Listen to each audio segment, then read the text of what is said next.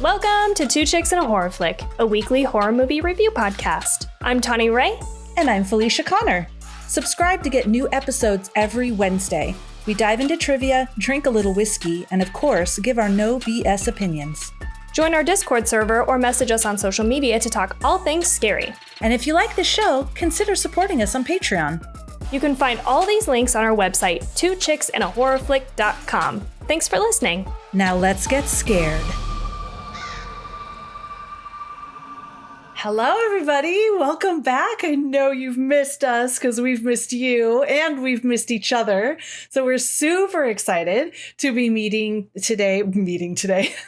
Too much work to be recording today. We are going to talk about the new movie, 28 Years Later.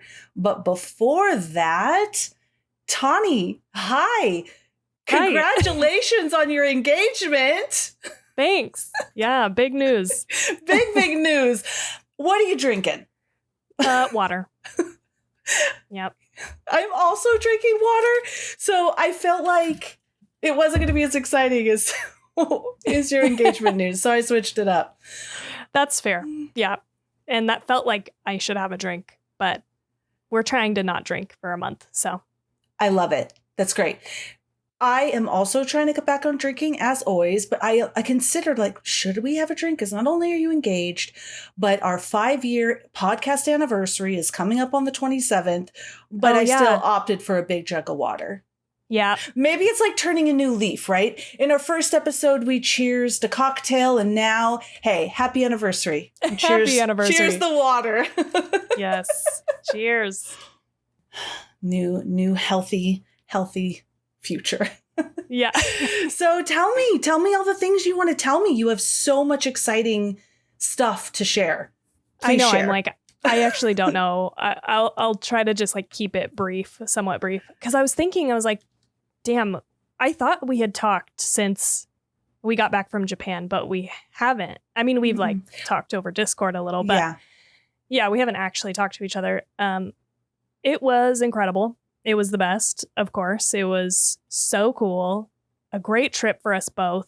And overall, Japan is so cool and clean and is definitely like light years ahead in terms of the bathrooms, like bidets everywhere, heated seats everywhere, public bathrooms, super clean. And it doesn't just stop at bidets. It's like, literally, you sit down and they have a sensor that knows you're there and it plays like rain sounds. Like it was next level, dude. It was crazy. Oh my gosh. I love a nice bathroom. I feel like I was just telling someone this. I don't know why, because I was at a restaurant, went to the bathroom. I was like, this is a nice bathroom. And I appreciate that. I feel like I just might be in heaven then in Japan. Totally. It was so great. It was like even, like public park type bathrooms, still nice. Like, oh wow, it was incredible. I couldn't believe it. I just have to say that's amazing that you're like, how is your trip to Japan? And your very first thing that comes to mind is the bathrooms. They must be epic. I just loved it. It was so sanitary. Like a bunch of them had not just the, like, you know how we have the paper shield, the paper yes, barrier that you pull down and put on the toilet seat. They just straight up have like toilet seat sanitizer. Like you just spray it on some toilet paper and wipe the seat down, which I just felt like was so much better and easier. Yeah, that's so much better. I was just like, why? Because when you put that thing down and right when you're about to sit, it slips into the toilet. Yep. And then you're infected. You've sat. It's too late. That panic of, it's too late. And yeah, or it like just immediately is wet because there's like wetness on the seat, which is gross also. Sure, it's just water, not actual urine. But anyway, yeah, big deal. Very sanitary. I really like taking your shoes off at the door, or like even some of the places we stayed had specific bathroom shoes. You're supposed to put on the shoes in the bathroom and leave them in the bathroom, which is, I think, a little over the top, but I appreciate the sentiment, So it makes sense. I know, doesn't it? I'm like, this is like the most unsanitary room in the whole house. So I don't know. Maybe those are in my future. I like that idea. Are you going to start at your home, taking off your shoes at the door? We actually usually do take off our shoes normally when we come in. So we've kind of been doing that. But yeah, but it was like next level. Anyway, enough about the hygiene. It was incredible though. I feel like my favorite thing, and I said this before I left, my favorite thing was staying in the traditional ryokan in Kyoto. We had only one night there, so we were only there for like a total of 19 hours or something crazy.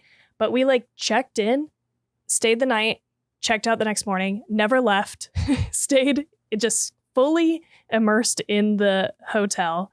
And it was magical. It was like Jade and I just whispered to each other the whole time we were there because it just felt like right, because it was such a calming and relaxed and quiet atmosphere. It was like you could feel the generations of people like just chilling in that place. Like I really, the next morning when we checked out and left, I was like, this is what it is supposed to feel like when you go on vacation and you're done and you're like coming back. Like I was like, I just feel so like cleansed and, you know, light and rested, even though we slept like absolute garbage. That was the only bad thing about this place was the floor futons, not comfortable. Okay. I was really hoping that they were going to be comfortable, but it was a rough night of sleep for both of us. We like barely slept. But aside from that, it was incredible. And they had like the public bath, which I took 2 baths in the time I was there. And I swear even the water was magic. I like got out of the bath and I was like softer. Like I like washed my hair and I was like, my hair is so soft and shiny. It was great. It was so cool. And then we did like, part of it is like the dinner. So they bring you course after course. And that was okay. It was a little like, I'm just kind of a picky eater. So I tried everything, but it wasn't really for me. Got it. Tried raw squid, raw octopus, which I've tried with you before, and it was actually pretty good. Oh, yeah. But yeah, a lot of raw fish, a lot of raw things, and conger eel soup. Tried that. That was weird. Anyway, it was just great. And we had a beautiful courtyard view, like Japanese courtyard view, which I posted a video or a picture on Instagram. If you happen to be following, I'll probably post some like pictures too on my feed. Yeah. You should. But it was gorgeous. I mean, it was so pretty. And that's where Jade proposed to me. Oh, you just gave me cold chills. It was cute. Because we had decided before we went that we were going to do it. So it wasn't like a super surprise. But I just thought also, like, because he asked me, he was like, do you want me to do the whole proposal thing? And I was like, I don't know. I mean, do we need it? I don't want to be like doing it in front of like a bunch of people. Like that's not my vibe. And that was kind of the extent of the conversation we had about it. But we made sure we had rings and stuff because we had like booked a photo shoot that we were going to do. And I came back from my first bath at the ryokan and he was like, here, go out in that courtyard. I'm going to take a picture of you. So I did. But you know how I just told you about the shoe thing? Yeah. Right? In this ryokan, you had to take your shoes off before you even walked in the door. I don't know what they did with our shoes. They just had them somewhere, I guess. They stored them for us. And then you had to put inside shoes on. And you walked to your room. But once you got to your room, you took those shoes off and got up in your tatami room, your tatami mats. And then they had bathroom shoes. So it was like, Jade's like, go out there. I'm like, well, I can't go out there in my socks because they don't want me like walking around with the outside feet inside. I was like, I can't take my inside slippers outside because that's just for the inside part. I was having a whole thing about it. You're like, how do I get out there? I know. I was like, I literally don't know how I'm going to go. Well, you look down and there's these wooden sandals, like old timey. Yeah. I'm talking just one post in the shoes that you put your little toes around and you try to walk around in, which I sucked at. Okay. But I was really committed to the outside shoes because I couldn't fuck up the shoe situation. I get it. That was my OCD coming through. I was like, I can't go outside in my socks and bring it back inside. I don't know. It was a whole thing. So I'm out there in these like wooden sandals, just clopping around, like trying to not die, but I'm doing a terrible job. I'm like slipping off of them because it takes a great amount of toe strength to hold them on your feet and walk. And Jade's like, keep going. And I'm like, Jade, I can't walk any further in these like sandals. I'm falling over. And I'm like, can I just go right there? Like, why do you need me to walk out so far? Can I just go right there? And he was like, just keep going. He was like, push me. And there was like this little bridge, like a little concrete bridge. So he's like, go out on the bridge. And I'm like fighting him the whole way. But I'm like, okay. So I like waddle my way out there. And then I like turn around and he was on a knee. So it was like, while you were, because you didn't even tell because you were trying to balance. Yeah, because I was like just struggling, fighting for my life. Oh my God, these wooden I love sandals. This. And I was like, oh, I mean, I blacked out, of course, but I think I said. Do you think you said yes? Yes. Okay. Oh yeah. I'm just joking. I asked him later. We were laying in bed and I was like, did I even actually say yes? Because I blacked out. And he was like, yeah, you did. Oh like, my okay. God, that makes me so happy. I love you two so much. And this is just like joyful and it's funny. And this is going to be a great story to tell your kids. Or totally. If you don't have kids, someone's kids. Family, down some the kids, line. Some kids. Anybody else. Anybody's kids. Right now on this podcast. Oh. Yeah, I took a picture of the shoes specifically because I was like, I'm going to need to show people later what I subject. It was my fault. I subjected myself to that. I don't know why I was so intent on it, but it was funny. And I didn't expect that. So like getting engaged wasn't a surprise, but I kind of just thought we were already engaged. You know what I mean? I was like, we already talked about it. So whatever, but that was fun. And so that's also why it was like part of my favorite part. But I'll say my second favorite part, because everybody always asks me what's my top, but my second favorite part was shopping in Harajuku, which I also mentioned before I left. And it was a blast. I bought some really cool stuff that I've been debuting at work. I was like telling people my first week back, I was like, you're getting the full Japan fashion show. Oh my gosh, I love it. You should share. Yeah. Even if you don't want to wear the clothes, if you just show us what you got. But if you want to put them on, that's even better. I have been taking pictures, I think, of myself in the outfits, so I should post those. Should. I mostly keep them just for my own reference. Like, what's a cool outfit I can wear? But I could post those. Because you posted a couple pictures of things you were seeing there, like some different clothes that you were seeing there. So I'd love to see what you ended up getting. Yeah, it's really cool stuff. I'm really happy with it. But that was a blast. Just, I wish we could have spent more time there shopping because it was like just so cool. It was like so neat. Now that you went around, you could always go back and have a more focused trip on the places you want to re-experience. Totally. And you know, we've talked about it a lot. There's a lot of stuff that we didn't do or couldn't do, or you know, now that we've been, we are like, we want to go back, but we want to get out of the cities because it was so fucking crowded. Like it was insane. And we were in the touristy areas, so I'm sure, you know, that's most of it. But like, it would be nice now that we've seen those main cities to go outside of them. And so Jade wants to go like more rural.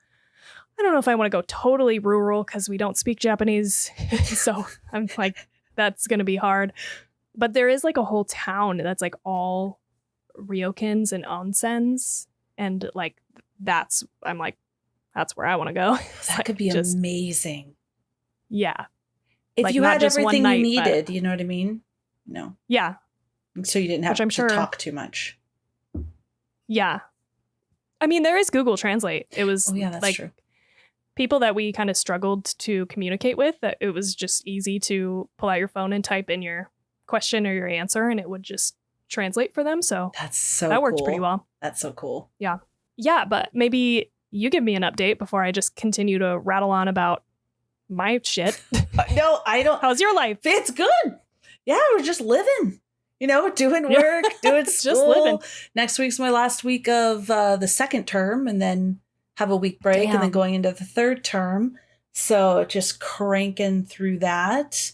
TT's on spring break. Yeah, we're chilling. I don't remember if I'd mentioned this in July.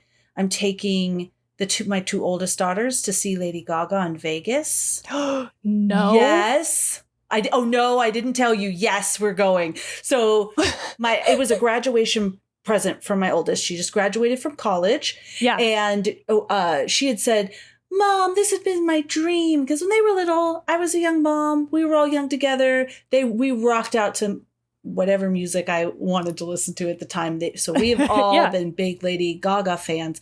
And she was like, it's been my dream to go to a Lady Gaga concert with you. And I'm like, it has? So booked it. We're going to go. They're really excited about that. Amazing. That'll be so fun. It'll be a fun memory for all of us. I went once, and it was my coworker. My manager coworker, she invited me. She had the tickets. And I remember feeling so guilty. But I couldn't bring anybody else. I didn't even pay for the ticket. Yeah. She had the tickets. But the girls, obviously, they were little, but they wanted to go so bad. I mean, they were young. I don't know. Maybe they were like 8, 9, 10, something like that. So they weren't like babies. But I couldn't bring them. But so this is going to be great. I'm excited for that. Amazing. Yeah. That's so fun. Oh, I'm jealous. Is she there permanently now? Does she have like a residency? I don't think so. This is a tour. Okay. Because she'll be going around. Cool. Oh, fun. Yeah. Can't wait for that. I bet that's going to be an amazing show. Yeah. And I bet the one you went to was amazing. She's an amazing performer. It was fun. Yeah. So many visuals and scenes, and we're excited about that. Fucking outfit changes. Yeah. Those outfits, cool. Right? It's like why I love going to see Muse, because they put so much into the set and into the visuals. It's just such an incredible experience. Ugh. I am jealous. Other than that, I just have been working. I've been watching some stuff and just going about living life. That's it. Just living. Do you want to share? Now you share your things and I'll share some things I've been watching. I mean, sure. My stuff is not that exciting, but. Yeah, I picked only a couple of things because I can't remember beyond the last week or so, where you're just like, what the fuck have I been doing or watching? I don't remember. And now that it's been so long, I didn't take notes, but I will say that Jade and I, like 2 days ago, watched a movie called Burn that seemed super low budget. We'd never heard of it, but we just came across it on like Amazon at some point and saved it to our watch list. It is from 2019, and the only person who's kind of famous in it is there's like a male lead, and it's Josh Hutcherson, who's like, I think he's in like Hunger Games or something, but it was good. It's like a thriller comedy drama. It's weird, but it was great, and I recommend it. Oh, I thought you were going, oh, I see. Oh, yeah, this guy. Okay. Yeah. I was thinking of a completely different movie it was like a chef movie that must not be called Burn, because it's not even coming up. Okay. Okay. With Bradley Cooper. I thought it was called Burn, but I guess not. Okay, cool. So that was, you recommend this? Yeah, highly recommend. It was really just like an under the radar, very good movie. We looked up, trying to see what the budget was. Couldn't find budget numbers, but the box office was like $25,000. And I was like, ouch, that is low. But it was really good. Yeah, I never even heard of it. Yeah, us either. It's definitely worth a watch though. It's like a weird tone. It's funny but dark at the same time. But it ended up being like a fun, enjoyable watch just because it kept you on your toes. Anyway, I'll stop talking about that. But the only other thing, I've been trying to listen to more books because I'm doing a lot, I have to commute now Tuesday through Thursday to work, and it's like an hour-long commute both ways. So like I'm just trying to make use of that time, but I'm really picky with books. And so I've like started and stopped a couple, but I had started reading this book, Bunny, by Mona Awad. You've probably seen it. Have you read it? No, I haven't read it. Okay. I might have it on my Goodreads. Okay. I think I originally saw it because Paige read it and had like some like a comment about it somewhere. And so I started reading it, like e-reading it. And for some reason it just like wasn't, I don't know, it wasn't like hitting me and I couldn't retain any of the information. But then the other day I was like, oh shit, I'm going to see if this is on like an audiobook so I can just listen to it. And I'm like 40% of the way through this book. And it's interesting because it's like definitely got very flowery language. Like there's a lot of description, which I'm like, I could use about half of this description, but it's really good. It's like well done. So I'm hanging in there, but it's very interesting book. It's like finally a book that I'm like, I'm not quite sure where this is going. And that's exciting for me because I don't like when I feel like I know exactly where it's headed. But that's awesome. Yeah. I love that. Okay. If you like it, then I'm probably going to read it because you don't like a whole lot of stuff. I feel like I'm more forgiving, possibly.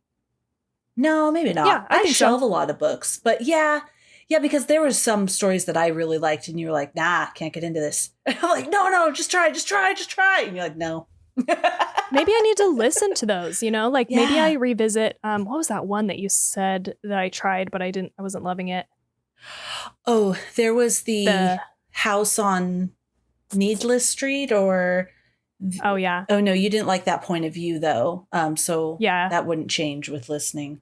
I'm not sure. What's that other one? I don't want to say what it's about, which is the only thing I can remember. Did you read Brother?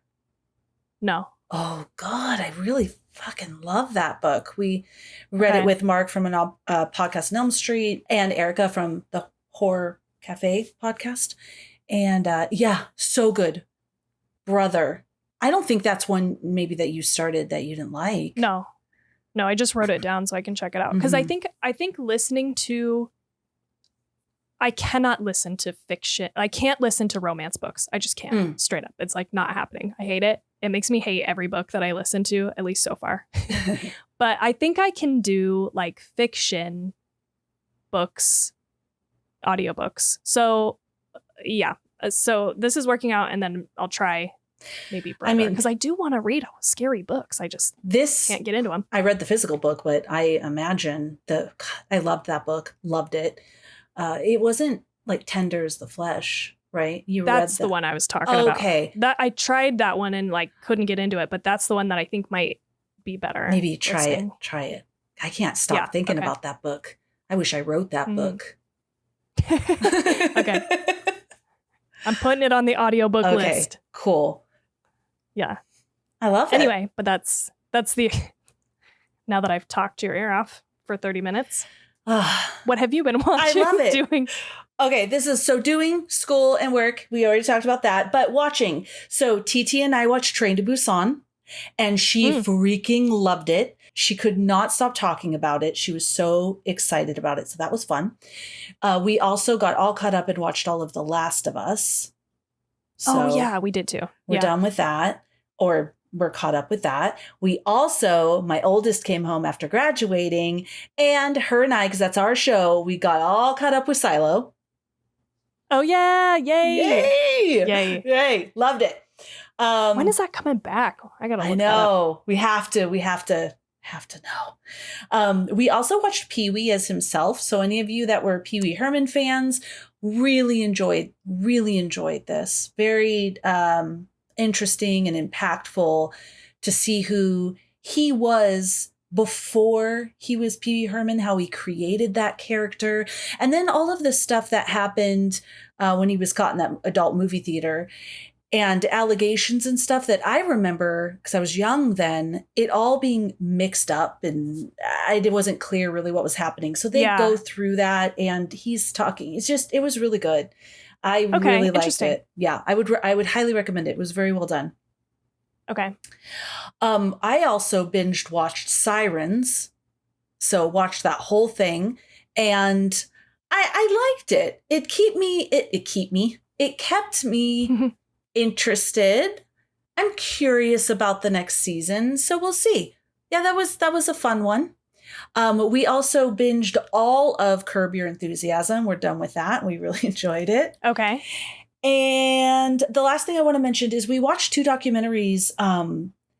One was called, because I think you watched the train wreck one that was about Lollapalooza, I think it was. I think we were talking about that concert where, was it Woodstock? Yes, that, yes. Oh, but that was the new Woodstock, right?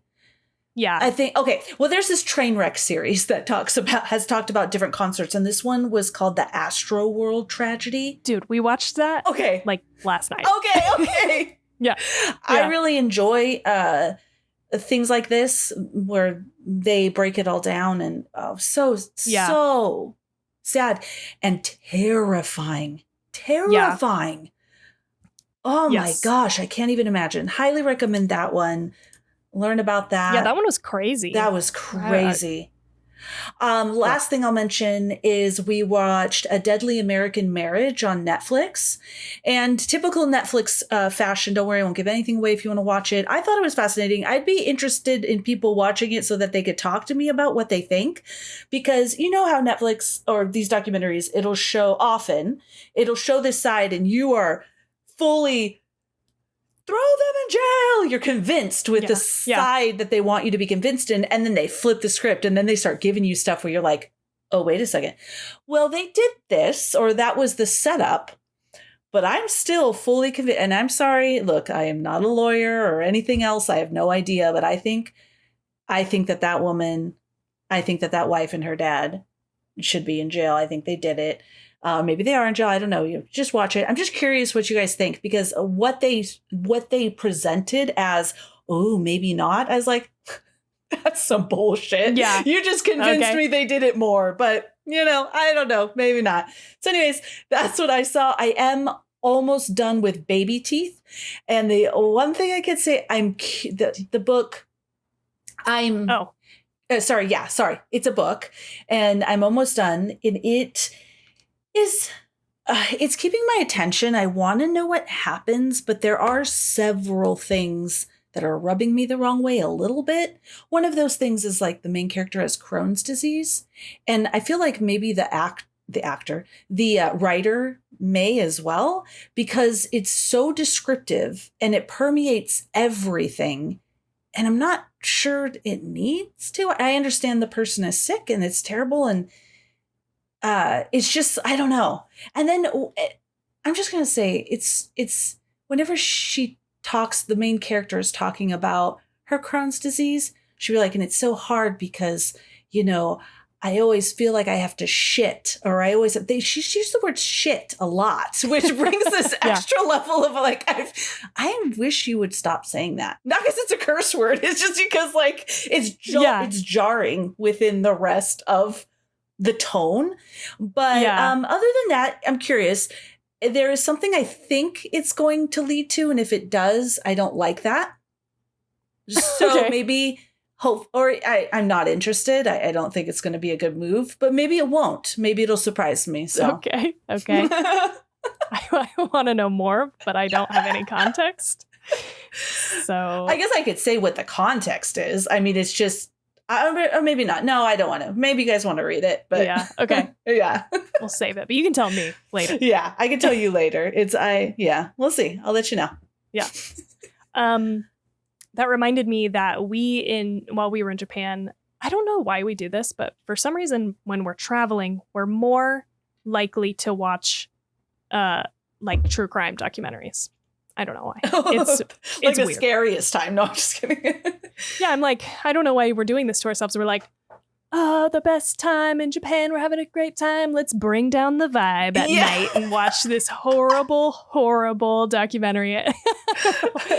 It's about balancing the mood. I don't know. But we watched it is one of the new Netflix ones, but it's the one about, I think it's like Fred and Rose West. Oh, I watched British that. horror story. That was fucked. That was bad. Yeah. I have heard that story so many times with the different true crime podcasts. So I knew of the story. And so when that came up, yes, we watched that too. Those people. Yeah. I don't even think they covered fully some of the horrors of what they did to the people.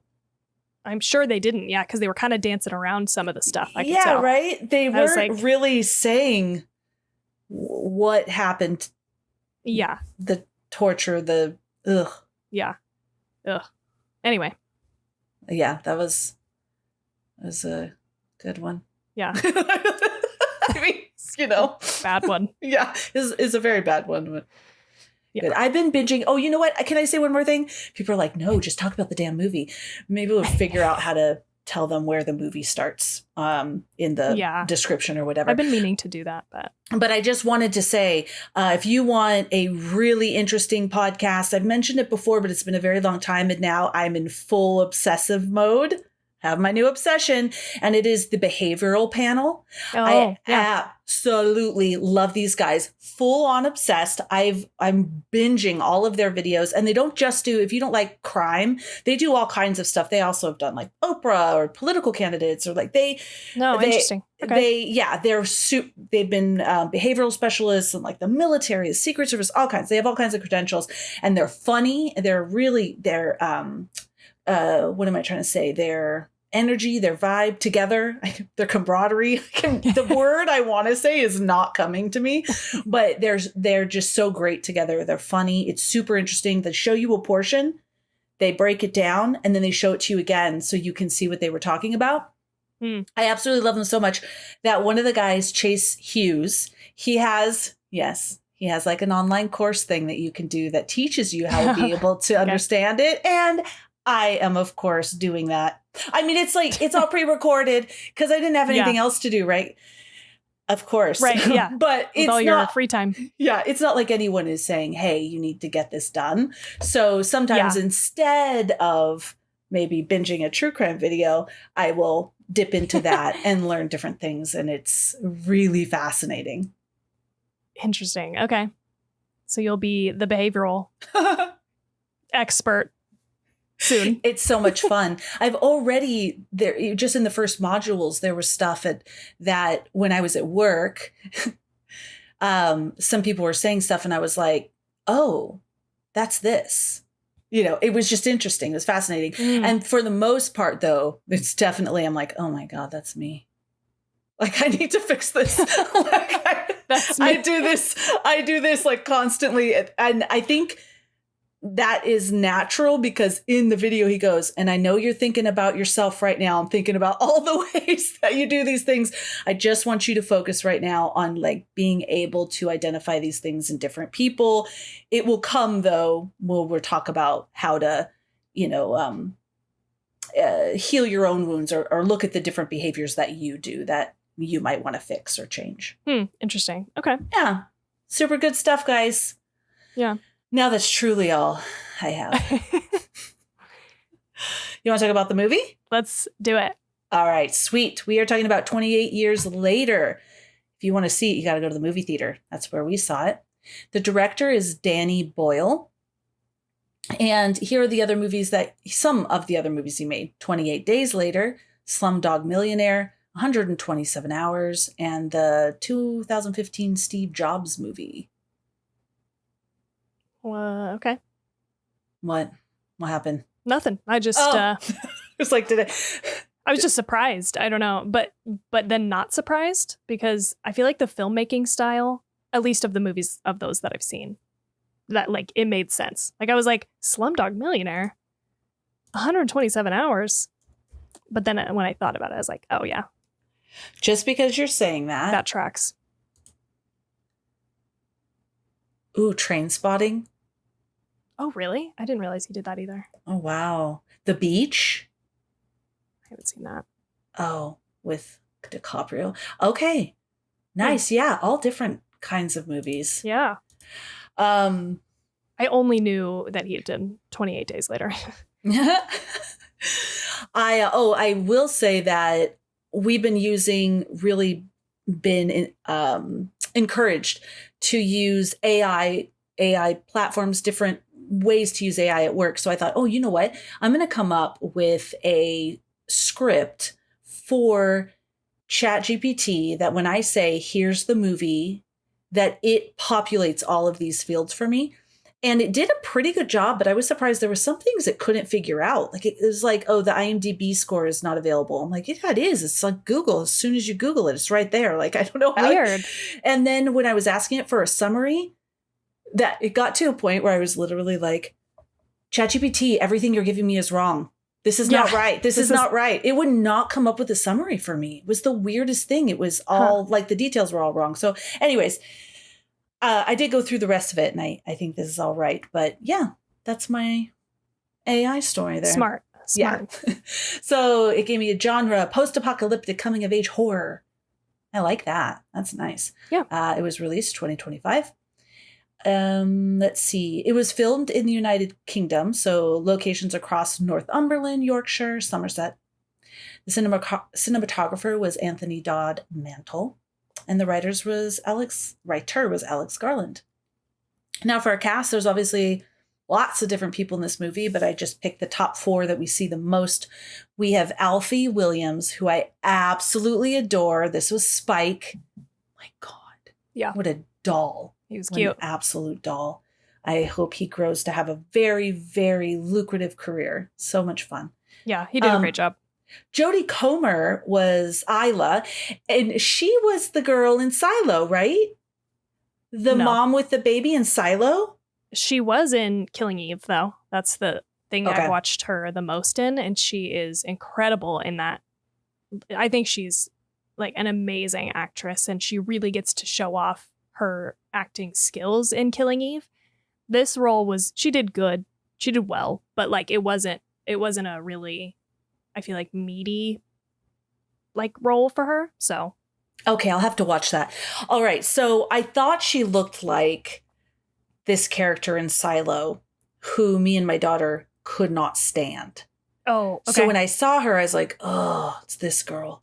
But then she was so good, and I'm like, oh, wonderful. Okay, I loved it. Well, it's not even the same person, so.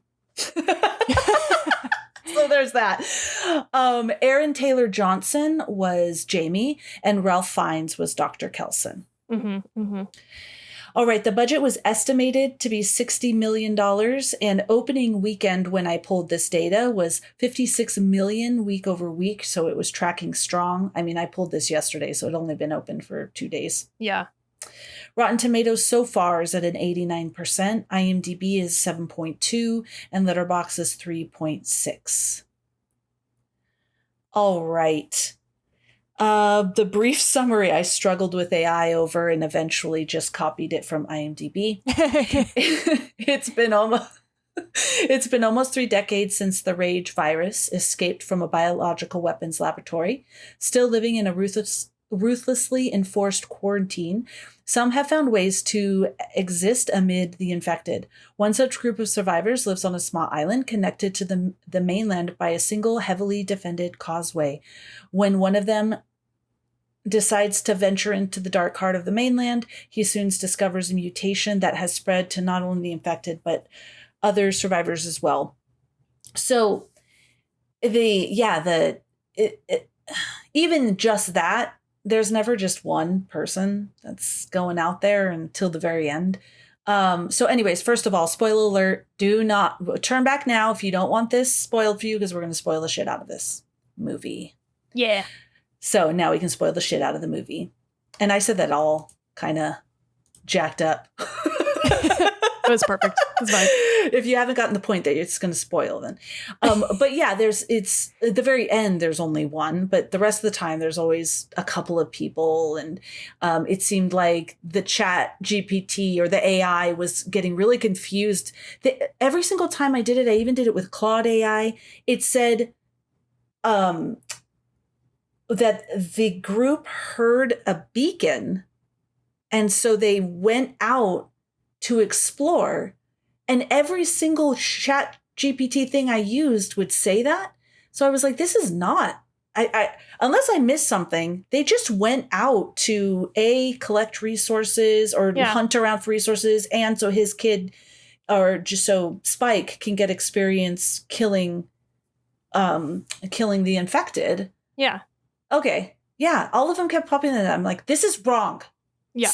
Stop giving me wrong information. Yeah. When I've tried to use it too, it doesn't quite get the details right always. And so I don't know. I feel like I'm already being an old man resistant to change for AI, but I'm like, fuck this. I'll just copy and paste from IMDb or make up my own. It seems like there's so much information out there that it should be. Anyways. Yeah, okay, I'm being a real old man right now. All right. So now that I have said all of that, Tawny, how did you feel about this movie? You know, I'm not quite sure. I want to say that I liked it, but I have so many questions and things that like weren't quite working for me. But I also feel like I'm just on the verge of like getting it, you know, like, I don't know, if you tell me some stuff that like connects some of this shit, I might tip over into really enjoying it, I guess. But I liked it. It was like a fun, enjoyable movie. It like, you know, kept it moving pace wise, and I liked some of the stuff, but just some of the other stuff, I felt like it got a little too silly for me. Tonally, there was some weird, you know, we took a hard right turn right at the end there. There's a lot about that, which we'll talk about. A lot of commentary about that. Yeah, I don't know. I just wasn't ready for it. I did laugh really fucking hard about it because it was funny, but I just wasn't like prepared for that. I don't know, so it felt weird. But I don't know. Yeah, that's kind of where I landed. How did you feel? I really liked it. So I really liked it a lot. So I do want to say, if you have not seen this movie yet, go see it on whatever Ultra Max sound and visual that you can. If I can really quick tell you what happened, TT wanted to see this movie with me. We watched the trailer and she was all about it, super excited. I had seen the original, but that wasn't that horrific. I mean, you know what I'm saying? Like TT could watch that because it's an older movie. So I didn't really know what to compare it to. She did just watch Train to Busan. So yeah, Train to Busan is like fucking right. So fast and scary. Yeah. Yeah. So I was like, all right, let's do it. And I was super excited because we could watch it together. So we went to Fat Cats. This screen was beautiful, big, fantastic. It starts. And let me just say, since we're starting, that was probably my favorite scene of the movie was the little kids watching Teletubbies in the living room. Because it, again, and like a broken record, it's that element of when chaos and fear and terror are colliding with quiet everyday life. And so you have these kids watching Teletubbies, you hear some rumbling in the background, then this mom comes in panic, tells all the kids to stay in the room, and then shuts the door, and then the chaos on the other side of that door is just getting more and more intense. And all these little kids are sitting there and they're crying and they're shaking. So that terrified TT. And I was just all engrossed in it because I was like, whoa, this is spectacular.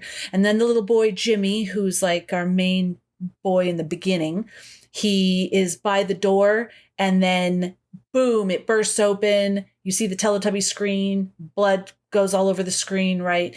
And then he escapes. So that was all happening. And she was grabbing my arm, but normally like we kind of hold each other in the movie.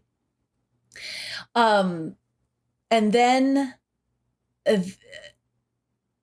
so after that, then there is and we'll talk about it more, but then there was the scene of the guy hanging upside down that was being fed to the infected.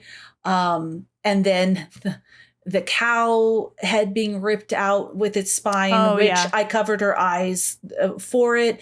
And I felt her just like, I don't know. I felt like my arm was jiggling a little bit and I looked at her and her eyes were watery and I'm like, honey, let's go. Let's go. And she's just like, no. And she's like, no, I don't want to go. And I looked at her and I said, it is okay. I will not be mad. I will go see it someplace else. It's absolutely fine. And she's like, are you sure? But you bought the tickets and the popcorn. I give a shit about any of this stuff. You don't have to tough this out.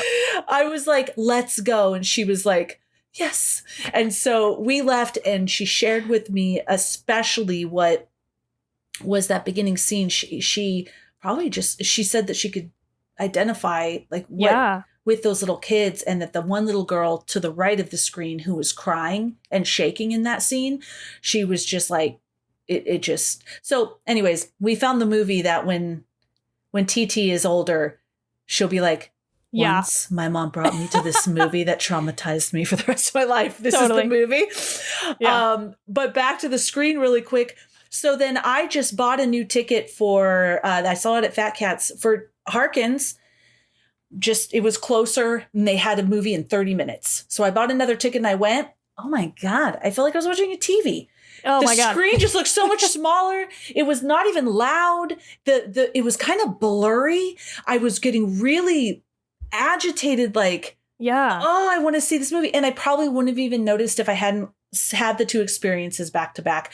And then I must say, there was this couple that came in, and when they sat down in front of me, it was just smelled like vodka, which is totally fine. Have your fun. But this girl, my daughter would call her a pick me girl, I guess is what they say. Pick me. I don't know. She just, every single 30 seconds, she was saying something. Right from she sat down with the previews, just something, even to the point where there was the Black Phone trailer. Yeah. And she was like,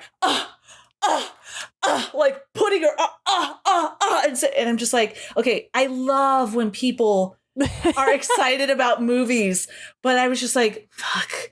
I'm going to have to move. This is too much. And then it was quiet. Like the trailer ended. It was quiet. And then she goes, I have to see this. Like to all of us, 5 people in the theater. And again, I'm being an ass. Like, I love it when people are excited about movies. I get excited when I'm in a movie, but I mean, damn. Yeah, there's a limit. Yes. So anyways, I was so passionate about this screen and sound situation that when I got home, my husband had won this thing for doing well in sales. And he was like, what should we get? And I came in because he was thinking about a new TV. I came in and said, you get that TV. You get that TV. That the viewing experience is so reliant. You get that TV and we need to get surround sound. Yeah. So I approve. So anyways, that is the story. I don't even know how I got off on that tangent, but So TT's doing well. She was able to sleep and get a good TV and always book tickets at a good theater with a good screen. Jade said the same thing. Like he was like, that was absolutely a theater watch. Like anybody who wants to see this should see it in theaters because that's just the best way to view it. And I agree. It was a really great theater movie for sure. I'm glad that she was able to sleep because that is really scary. I think that was one of the scariest, darkest scenes of the whole thing, you know, and it gets really kind of gory later, but like that one was like, that one felt bad, you know, like, even before it like gets to zombie level, like it feels like they're fighting and these kids aren't new to this. Like these kids have lived in a domestic violence situation for a while, probably. That itself is like dark. I don't know. That was the vibe I was getting, but. Yeah, no, that's a really good point. And she was telling me, I don't know why. I saw the trailer and I wasn't scared by it. And I'm like, well, because that was just a clip. You were the filmmakers did a great job. And because we talk through things like that too, because she says she wants to be a filmmaker. And I love that. I think that'd be so exciting and fun. But she can do whatever she wants. But anyways, so I was like, because it built, right? It's building this, the kids are scared, you don't know what's happening, and it's building and building and building. So it makes, and especially because the screen was so big, now you're immersed in it like you're sitting in the room with all of these kids. Totally different than watching a trailer on a laptop screen, you know? Yeah, totally. Yeah. Mm-hmm. But I almost think that if she saw it at Harkins with me, maybe Harkins has better, you know, not knocking Harkins, but that maybe it wouldn't have been as scary as the other thing. But anyway, I could see that. Yeah. Can I just say while you brought it up though, that Black Phone 2 trailer looked dumb. I was like, what the fuck are we trying to do? I thought he was like this child predator and now he's like a supernatural, like dumb. So maybe even when she was like, we have to see this, I was like, Yeah. You and him will be the only ones. Like, go. Yeah. Okay. There might be people listening. They're like, I can't wait to see that. Totally fine. We love you. But, it looked really dumb. Yeah. There was one when me and TT were walking in, we arrived a little bit late. Is there a new Conjuring? Oh, yes. Or, yeah. okay, I missed half of it, but I recognized the lady. And so then when I went to Harkins, they didn't even have that trailer. Oh, yeah. No, that also looked dumb. So. Oh, okay. So I didn't miss anything. No. Darn it. Okay. I'm like, how are they just still milking this a little? Like, I enjoy a good set of the Conjuring movies, but I feel like they've definitely kind of run out of material here. And I don't think that they're going to be able to regenerate for this one. So. How about a new, I Know What You Did Last Summer? Yeah. With characters that all look very similar than the original. Oh my God. I know. I'm excited about it though, because really? Okay. Yeah, because I liked the original, but I think that was one of those movies where I was kind of like, I kind of wish somebody would remake this because I feel like it could be done better. But it looks like an exact remake. So I'm like, okay, if you were going to do it, like, at least do it a little different. I don't know. We'll see. Okay. We'll see. I was just like, I just think of all of the horror books that are out there. Yeah. Can anybody please, for the love of all that's holy, grab one of those fucking books and make a movie out of it instead of remaking everything else? We were just having this conversation about Disney princesses too. They have the same Disney princess story, just redone many times. I mean, I like a horror twist on it. Don't get me wrong, but just the same thing over and over and over again. Like, was there only that period of time in history that people could think of fairy tales, and then that was gone? Nobody else can come up with a story of all the people that are writers in the world. No one else can come up with more stories. Yeah, great point. Yeah. Where are all the stories?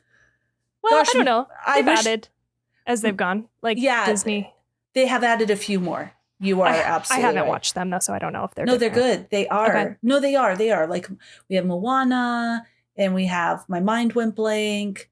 But the Tiana, what was the movie called? But yes, they do have a few. They are trying to make a few more, but they are remaking the movies too over and over Snow White again.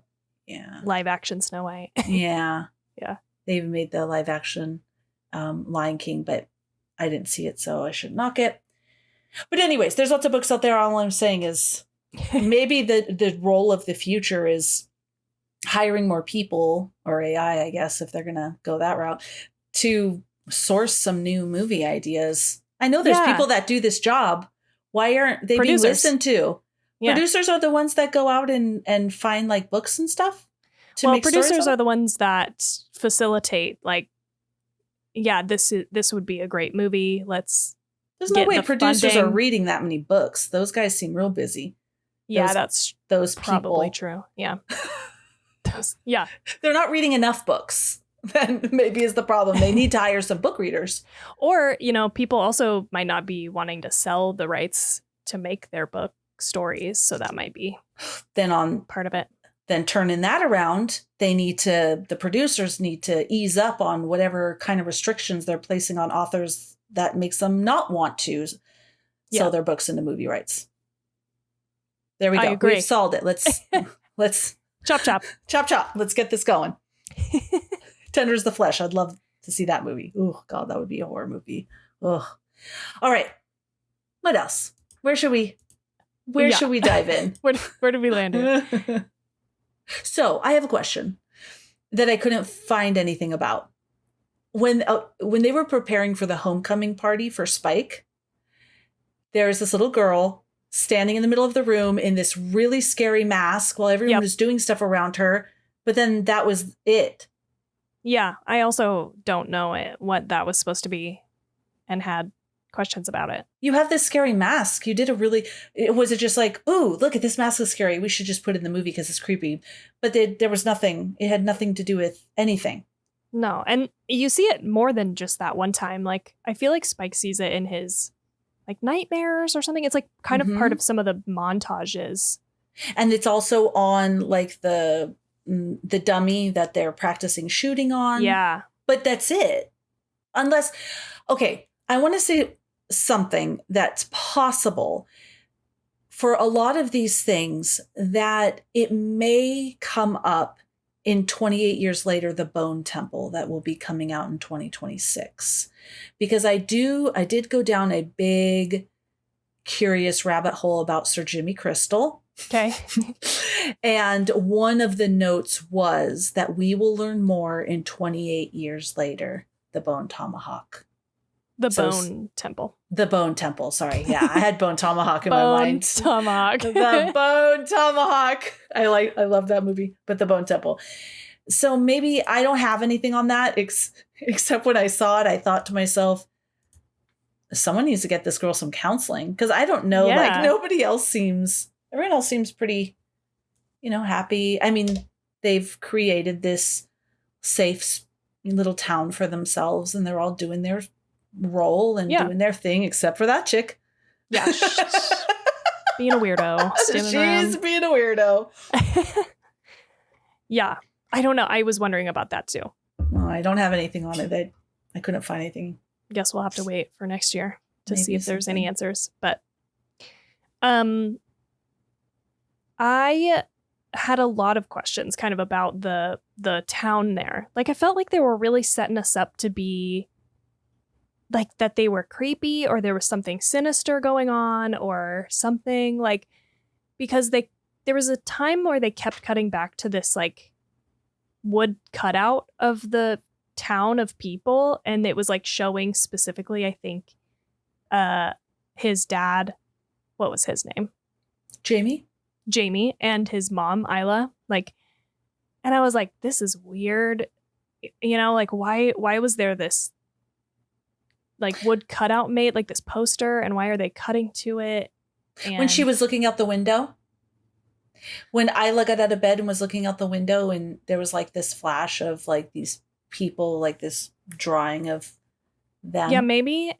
Yeah. I think it might have been in the during the montage where they get back and they're like celebrating. And okay. And there's also later some shots of the different roles in the town. Like, you can be a farmer or a like scout or like whatever it is, ranger, to go out and get stuff. I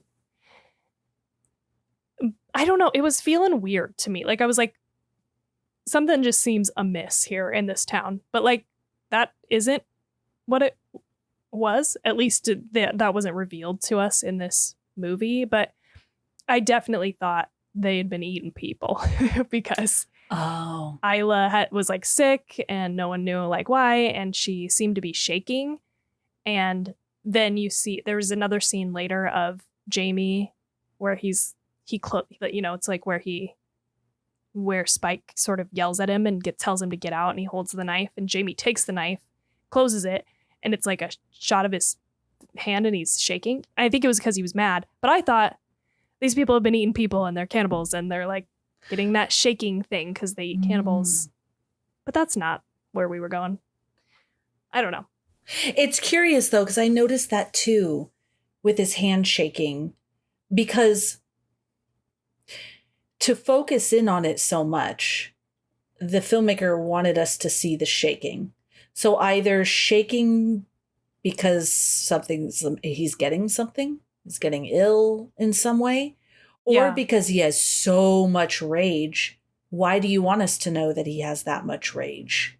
Because they're focusing on that. So he wants us to know one of those things, but then doesn't go anywhere. Yeah. The dad seems really heartbroken that his son is gone. At the end, he's running out there screaming, Spike, he wants him back home. Yeah. It is really shitty. He was cheating on his wife. But you can also see, I don't think it's right. I just want to make that clear. I'm just saying you could see the other side of the spectrum, that he wants to have fun, wants to have a joyful life, and his wife is dying and angry, and he has to be a caregiver for her. Yeah. She doesn't seem like he can connect with her anymore. So you can see, even if you don't agree, you can see both sides. I don't think that made him evil per se, right?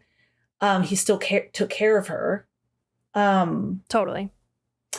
I totally understand why he didn't want to, first of all, travel into this terrifying land with these disgusting beings to hopefully find this doctor that he saw doing some really weird shit but maybe he's still normal and will help my wife. I mean, that seems like a huge risk. I don't know. Yeah. I agree. And I feel like I don't know, maybe they knew. Because, I mean, she says later that I kind of thought it might be cancer, but I didn't know how to tell you. So, like, maybe everybody else also assumed maybe it runs in her family. I don't know. Like, I feel like there's a lot of reasons why he wouldn't want to risk it and take her out there. I liked this. I liked this dynamic of the little kid like wanting to take care of his mom and doing like this risky thing that like doesn't really make a whole lot of logical sense to get her help because he just cares about her. Like, I of course you're like, don't do this. Don't take your mom out into this place. Like, you guys can't fend for yourselves together. But I feel like it was like a very human little kid thing to do. Yeah. Choice to make. So I liked that a lot. You're right. She did say that. So maybe they just knew and were just, I mean, they should have just told him. Like, was the plan just to pretend that they were going to take care of her and maybe one day she would get better and she's just getting worse and worse? Yeah, totally. Seems stupid. I agree. And I don't know.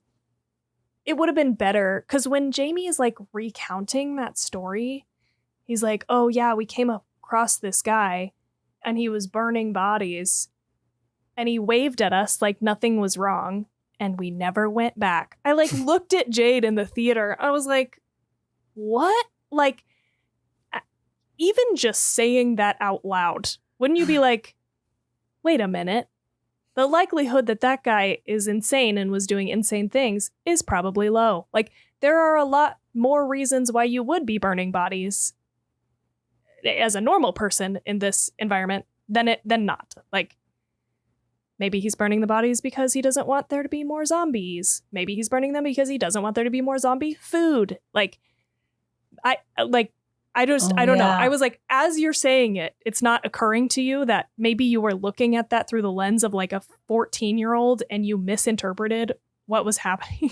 Like, I don't know. That was a weird moment for me. Yeah. And even so, you might want to make a little bit better of a reason if you're trying to tell your son this story so that he doesn't go to try to find this doctor. Yeah, fucking duh. like you're saying, like, why wouldn't they be like, listen, yeah, that guy's out there, but she has something that we likely can't do anything about. I mean, I don't know. Maybe that kid was going to go no matter what, but.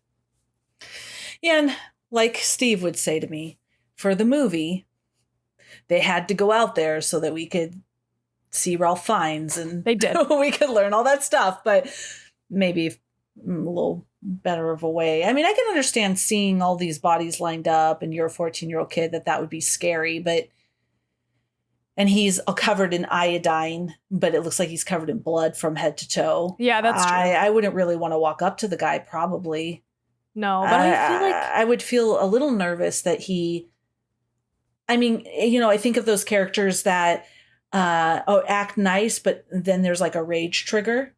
Yeah, but having a doctor is an invaluable resource. Like, the fact that no one else, they didn't come back with that story, tell some people, and somebody else was like, oh my God, we could fucking use a doctor. Like, yeah. Let's take some adults out there and see what this guy's all about, you know? Agreed. Especially at one point, like as time passed, maybe the adults are like, hey, remember that story that Jamie told us?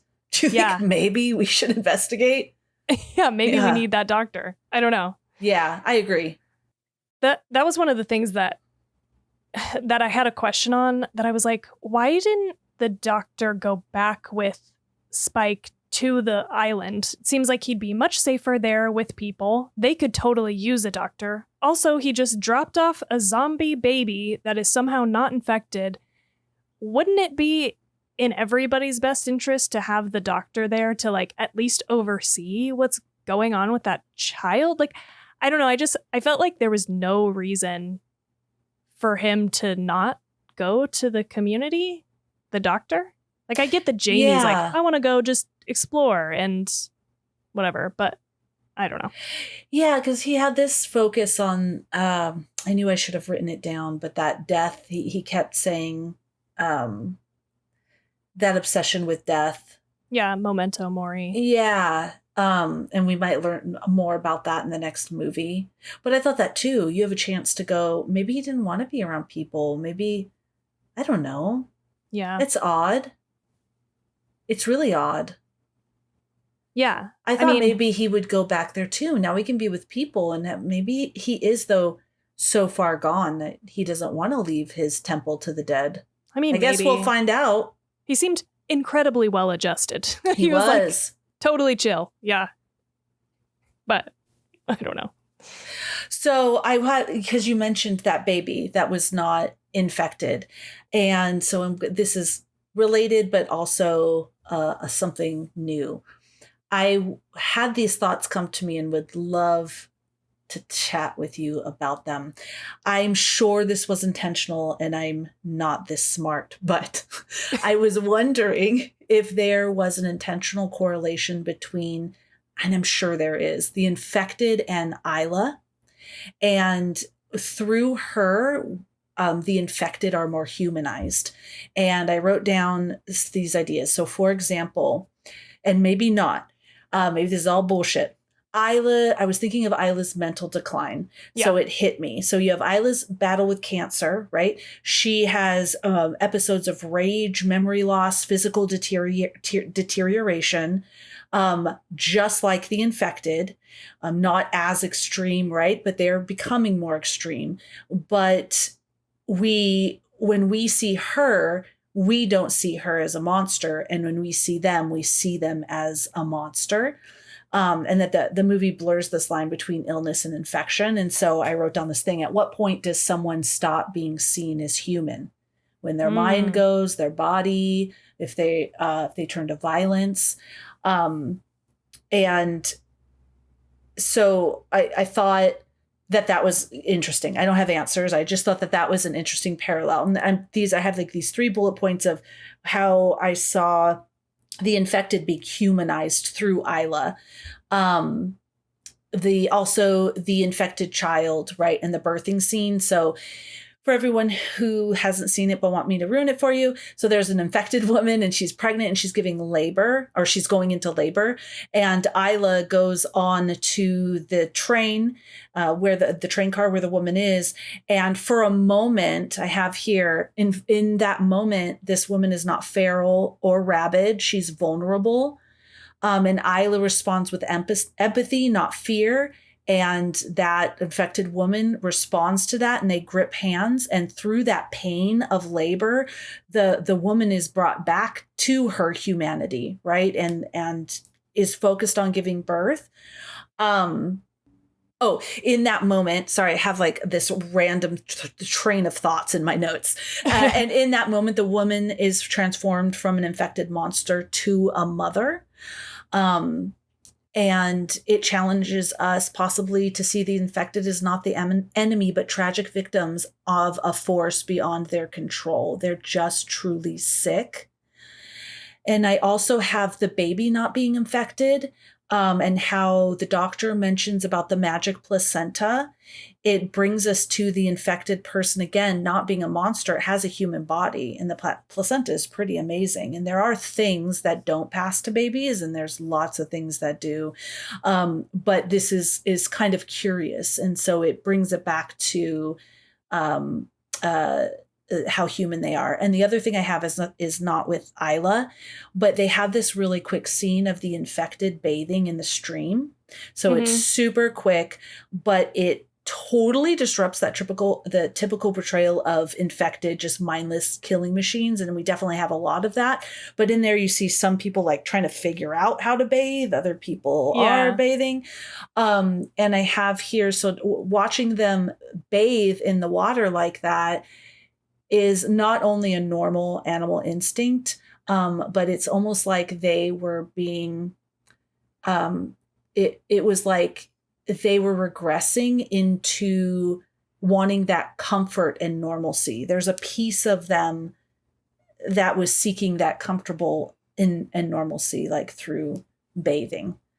Hopefully my train of thought, and the last one I had was the infected child in the very beginning with those fat slug-like infected, and she wasn't charging them, or it wasn't charging them or screaming. It was truly scared and standing there. And so they ended up not killing that little infected child. But all of those different things, it seems like there was moments in there that had us recognize that these are sick people that have been abandoned by the government, abandoned by everything, just quarantined into this area to die, to feed off themselves, to get worse, whatever happens to them but they are humans, versus when we normally see zombies as dead people rising up, to be killed. Okay, those are my thoughts. Totally mindless. Yeah. And he even says at some point, right? He's like, once the mind goes, they're gone or something. I don't remember what he said exactly, but it is something like that. And that's such a great, that's like, I totally did not even think about that. I love all of what you said, but that really stood out to me. And when you said like it blurs the lines between the who's ill and versus infected, that's really an interesting lens to look at this through, because I was kind of like annoyed about some of these things, but I feel like it makes more sense this way. I thought one other piece was, and they don't touch on this, so I don't know if this was the case, but when the alpha was chasing Spike and his mom, and he chases them onto the car train and then stops and sees the woman who was pregnant dead. He lifts up the woman and looks at her, drops her down, and then becomes enraged. And then later, the doctor and Spike are hiding, and that alpha is like trying to get to them. I had wondered, is he trying to get his baby? Yeah, that's what I got from that for sure. Yeah. Okay. So there's this. So he has a connection and a bond with his baby. And I know animals do too. But again, this is like an animal instinct, which we all have, a very human instinct. I don't know what he would have cared for the baby, or would he have eaten the baby? I don't know. But it's curious.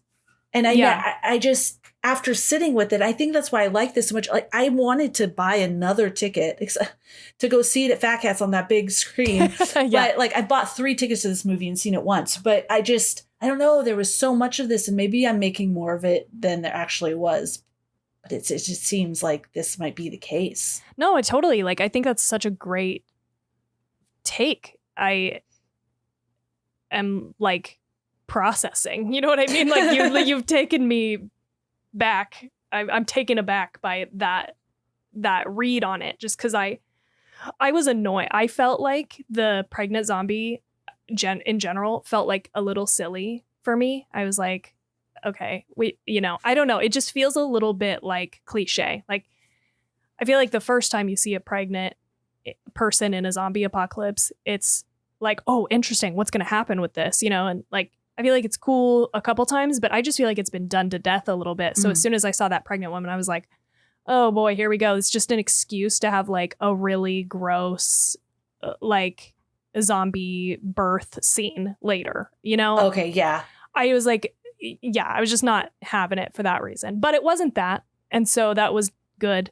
But then I also thought it was really silly that she wasn't attacking while she was giving birth, and she somehow like had that. But I do wonder if there's something there with Isla. Like, she is also losing her mind in kind of the same way, but not really. And so maybe that woman, the infected woman, did connect with her on that level. I mean, she does try to attack her immediately after, so unknown, but I don't know. Well, for that too, like the absolute pain of childbirth just kind of overriding, because even with Isla, she has these moments like Spike was talking about, and we get to witness, where she is very lucid and they're walking and she seems fine. And then really bad episodes where she looks like she's about to die and she's, raging and things like that.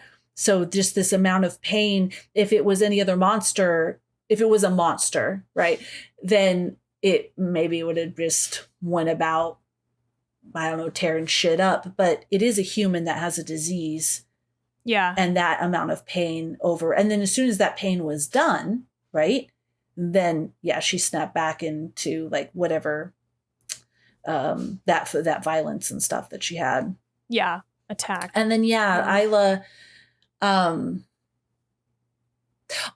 Something when you were saying that came to my mind, maybe also like that, talking about animal instinct, when you know how they say, if you're going to pet a horse or a dog or anything, don't be scared. Yeah. Because they could smell your fear. Yeah. Maybe there was some of that too. Like she just walked on that train. And I mean, you could tell she was a little timid, but she walked right up and put her hands up. I mean, that's. Yeah. Good. And maybe she was responding to that. The infected woman. Also fucking, what's his name? The doctor. Kelson? Kelson. Mm-hmm. He is out there somehow surviving over the last who knows how long, and he doesn't seem very scared. So maybe there is something to that, is the lack of fear sort of sets you up. Dude, those are such great notes. You're so smart. You should write that as a blog. Put it on our. I'll put it as a blog. I'll put it as a blog. So good. So good. I'll make it sound. I'll make it have a better flow and format. It's pretty great. I'm glad you like it. I have this thing when we're so sick and we're no longer in control of ourselves, do we still deserve compassion? Yeah. I mean, obviously, I think we do. Of course. But that's I just, that's what all of these people are, sick people. Yeah. I think that's it feels like that's what the movie is trying to do. Like, I do feel like I think what I didn't enjoy about this movie is it didn't feel exactly like just a normal zombie movie. You know what I mean? Mm-hmm, but I think that's because of maybe this stuff that you're trying to sort of lay down. Like it, in that way, I don't dislike the stuff as much as I did originally. If that's the intent, which it seems like it is. I mean, because there's a lot of elements in this movie. There's a lot going on. And it can't all just be in there for no reason, Yes. Okay. So, yes, there is a lot going on in this. And one of the big things I saw was, and I have a lot of stuff on this, was the political and social subtext to this. So a lot of it is interpreted through Brexit, institutional failure, and British introspection. So let me tell you what I have here. This is from several articles, one of them time.com, and I can share all the different resources that I got this from. But the story remains a cautionary political tale about the ways in which people, when failed by institutions, resort to violence against one another. So let's see. Boyle shot 28 days deserted London scenes in July 2001, just a little month over before 9/11, and says the circumstances surrounding its release changed the nature of the movie entirely. It was the first film that came out after that was really about citywide terror and the idea that these cities, which seem so incredibly permanent and magnificent and omnipotent, could be changed just like that. They could be robbed of the reason they have to be there. They could be robbed of the reason they have to be there, which is people. Cities without people in them make no sense. And so that's part of the reason why we resisted using the word zombie, because it allowed us to create our own identity, which was brought into the other films. He also said we wanted to do something that forced us to look at our own land rather than having the virus become an international contagion, which was hinted at by 28 weeks later, Boyle says. So we said, let's just make it based in the UK. And like in this first film, all the characters are British and they've all got to solve these problems themselves. There's no external force that's going to come in and save them. Just a couple more things. So this narrative was partially inspired by Brexit, the UK's 2020 withdrawal from the European Union, which Boyle refers to as the country looking backwards. But the film's focus on the ways in which civilization would rebuild itself after an apocalyptic event was also greatly informed by COVID-19 pandemic. So when COVID first happened, we wore gloves, we disinfected groceries, he says, but gradually over time, you start taking more risks. You don't stay in the super alert stage, you evolve. And so it is with 28 years later. With 28 years, they begin to take risks. Jamie takes his 12-year-old son to the mainland, even though the mom is saying that you're effing crazy. Mm-hmm. So lots of it was heavily inspired with the different British, from that point of view of what was going on, including Sir Jimmy Crystal, which we could talk about later, but this, I was like, what? Yeah. Let's see. Anything else? Just on that note, I was really, I did not expect for this movie to reveal that other parts of the world are fine and have moved on and are just like totally modern. I was really shocked by that. I had seen in some of the earlier shots of the sky, I had seen some of the plane trails. I don't know what they're called. Yeah.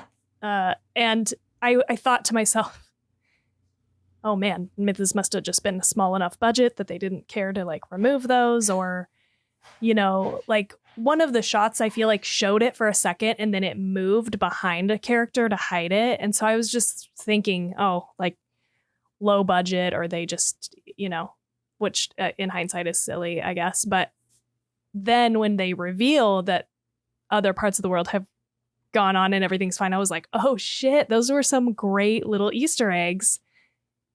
And I just was like, too much money to comp out that fucking, I don't know. Yeah. Yeah, I felt totally disoriented for a moment when the guy was starting to talk about, you know, yeah, he's a delivery driver. Do you know what a delivery driver is? And Spike's like, oh, a what? Yeah, we're driving a car. A what? And I thought to myself, what? Oh my God. I didn't even consider this. Yeah, I didn't even consider this. Me either. And I mean, it makes sense that you don't, because I don't know. It seems like it would be so widespread. It took me until he pulled out his iPhone. Because even that conversation where he's talking about like the delivery drivers and the internet and ordering stuff, I was thinking he could have been talking about 30 years ago, you know, like that's true. I had not made the connection until it was literally like in your face. Like, look, I have this phone and it's dying, but here's my girlfriend. I was like, oh my God. That was fun with the shellfish. That was so What's wrong funny. with her face? So great. And that is a curious thing too, of, you know, being completely removed on, and we've talked about before, so don't worry, I won't bring it up in depth now, but just beauty standards and like the lengths women go to meet these beauty standards. And now we have this Spike who's grown up in a completely different world, who looks at that and goes, you know, collagen injected lips. She must have had a shellfish allergy. Like, why she do that to herself? Yeah. It's like, what's wrong with her? Yeah. That was so great. So funny.